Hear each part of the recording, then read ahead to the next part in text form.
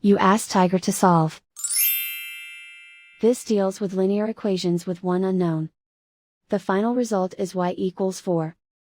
Let's solve it step by step. Group all y terms on the left side of the equation.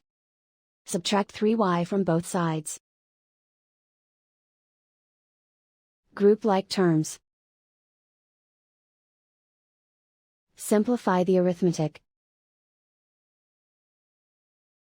Group like terms. Simplify the arithmetic.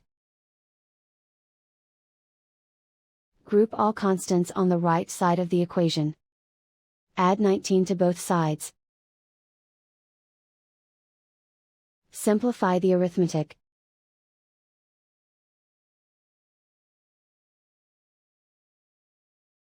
Isolate the y. Divide both sides by 3. Simplify the fraction. Find the greatest common factor of the numerator and denominator. Factor out and cancel the greatest common factor. And so the final result is y equals 4.